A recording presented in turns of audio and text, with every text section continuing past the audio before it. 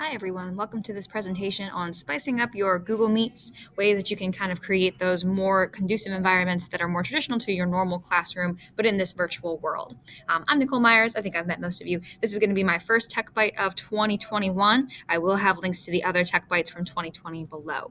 A couple of thank yous. The slide presentation you're going to see is from Slide Carnival, and I have some of the ideas I came up with came from Jamie Sears, Cara Bafile, and Esther Park from their different websites. And you can see the links that I put there if you want to read more about that. So what are some ideas we have to spice up those Google Meets that we're going to have? Some of us are having those 3 times a week. Some are having 4 times a week. What can we do to make them better for ourselves and for our kiddos? We can increase our student-focused activities. We can increase our attendance incentives, and we can increase our positive interactions with students. So firstly, we're going to increase or talk about increasing our student-focused activities. What would they be doing normally if they were live with us in person? What are they doing right now when they're kind of in this virtual world? And how can we make those two pieces more conducive and more common? So how can we bring kind of more of that, what they would be doing normally, into this remote learning world? So one thing we can do is we can play more games, and there are different kinds of games that I have here that can be used for different age ranges, all the way from kindergarten up to 12th grade. So there are options to do some tech-heavy games like quizzes, Kahoot, and 99 Math. My math teachers, if you haven't seen 99 Math, please check that one out. That one's really cool. But being able to use quizzes and Kahoot both have options where you can pace the quiz that they're doing together. So you can do it like one question at a time. So that gives you a chance to have them do a question, talk about it for a minute, do a question, talk about it for a minute. Instead of you kind of talking for 10 minutes and then doing a game for 10 minutes, you can kind of put those two pieces together, which will be good for our kiddos.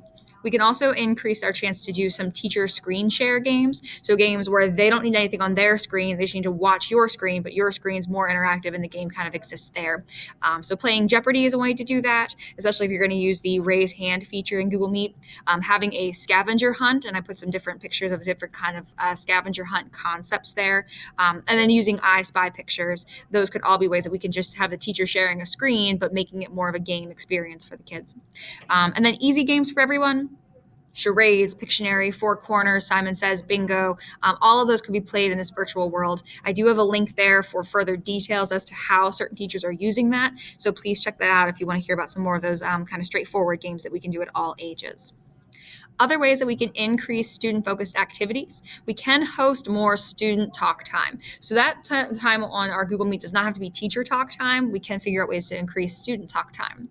So one way we can do that is we can differentiate in small groups really easily. And so I have an idea of how to use workrooms with Google Meet. I know it's not as easy as just creating those breakout rooms like some you could do in Zoom, but you can still create small groups with Google Meet if you kind of figure out how to manipulate that. So you can have kids pick different workrooms, whether they want to work with somebody else or they want to work on their own, and then you as a teacher can jump into the different work rooms as you go. You can also create small groups. So you maybe start in a whole group, the normal Google Meet they're getting on as they're kind of used to, but then you can schedule Google Meets using Google Calendar, so you can kind of jump into like little breakout rooms. Again, slightly more complicated, but not doable to create those small groups. And you can also bring back some fun. So like some of the kind of old traditional fun, like we can have show and tell with students. We can play 2 truths and a lie, would you rather, 20 questions, Mad Libs, have an art show. And all of those can have a serious educational purpose, but just give chances to increase student talk time and let them be able to really interact and listen to their peers more often too. So those are our first two slides talking about increasing student-focused activities. Our next two are going to talk about increasing attendance incentives. So what are the reasons they have to join us? So some of us say they have to, depending on the kids. We have our Rocket Edge kiddos who don't need to join. So what are their kind of motivators to join your classes? And even our kids who are necessarily they're required to do so, but some of them still aren't. So what can we do to make them want to join our class? And how do we reward them when they do choose to join our classes?